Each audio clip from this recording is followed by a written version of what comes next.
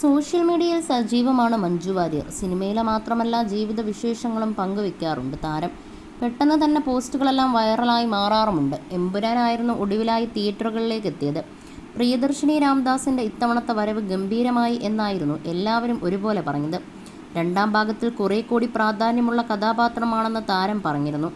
Make ഓവറിലൂടെയും താരം ഞെട്ടിച്ചു. പൃഥ്വിരാജിനെ പോലെ ഒരു സംവിധായകനൊപ്പം ജോലി ചെയ്യാനായത് ഏറെ സന്തോഷമുള്ള കാര്യമാണ്. എന്താണ് വേണ്ടതെന്നതിനെക്കുറിച്ച് വ്യക്തമായ ബോധ്യമുണ്ട് അദ്ദേഹത്തിന്. ചില രംഗങ്ങളൊക്കെ അഭിനയിച്ചു കാണിച്ചു തരും. എങ്ങനെ വേണമെങ്കിലും ചെയ്യാനുള്ള അവസരം തരും. തനിക്ക് പ്രിയപ്പെട്ട സംവിധായകരിൽ തീർച്ചയായും രാജുവും ഉണ്ടെന്നും മഞ്ജു പറഞ്ഞിരുന്നു. എമ്പുരാൻ പ്രൊമോഷനിലെല്ലാം മഞ്ജു സജീവമായിരുന്നു. ലൂസിഫർ മുതലുള്ള പരിചയത്തെക്കുറിച്ചും അവർ വാചാലയായിരുന്നു. വ്യക്തിജീവിതത്തിലെ കാര്യങ്ങളെക്കുറിച്ച് മഞ്ജു സംസാരിക്കാറില്ല. തികച്ചും സ്വകാര്യമായിട്ടേ അത് എന്താണെന്ന് പറയാറുള്ളത്. വിവാഹമോചനത്തെക്കുറിച്ചോ മകളെക്കുറിച്ചോ വരുന്ന ചോദ്യങ്ങളിലൊന്നും വ്യക്തമായ മറുപടി ലഭിക്കാറുമില്ല. സന്തോഷം ഒരു തിരഞ്ഞെടുപ്പാണെന്ന ക്യാപ്ഷനോടെയായിരുന്നു മഞ്ജു പുത്തൻ ചിത്രങ്ങൾ പങ്കുവച്ചത്. Happy, happiness, choice is yours തുടങ്ങിയ ഹാഷ്ടാഗുകളും പോസ്റ്റിനൊപ്പം ചേർത്തിരുന്നു. ചിരിച്ച മുഖത്തോടെയായിരുന്നു ചിത്രങ്ങൾക്ക് പോസ്റ്റ് ചെയ്തത്.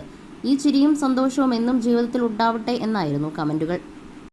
അഭിനയിച്ച കഥാപാത്രങ്ങൾ മാത്രമല്ല, മഞ്ജുവിൻ്റെ പേഴ്സണൽ ലൈഫും ക്യാരക്ടറും എല്ലാം ആരാധകർക്ക് അറിയുന്നതാണ്. സിനിമയിൽ ഇല്ലാതെയിരുന്ന സമയത്ത് പോലും ശക്തമായ പിന്തുണയായിരുന്നു ആരാധകർ നൽകിയത്.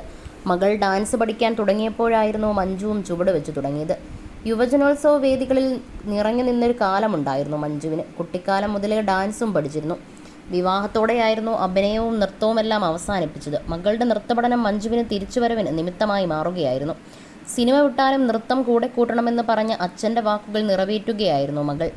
ഗുരുവായൂരിലെ നൃത്തപരിപാടി ഗംഭീരമായിരുന്നു. സിനിമയിലുള്ളവരടക്കം നിരവധി പേരായിരുന്നു പരിപാടി കാണാനെത്തിയത്. നിരവധി അവസരങ്ങളായിരുന്നു അതിനുശേഷം ലഭിച്ചത്. റോഷൻ ആൻഡ്രൂസ് ചിത്രമായ ഹൗ ഓൾഡ് ആർ യു ആയിരുന്നു തിരിച്ചുവരവിലേക്ക് നയിച്ചത്. നിരുപമയായി മഞ്ജു ജീവിക്കുകയായിരുന്നു. നായികാ പ്രാധാന്യമുള്ള ചിത്രത്തിൻ്റെ ഭാഗമാവാൻ നടന്മാരിൽ പലരും മടിച്ചിരുന്നു.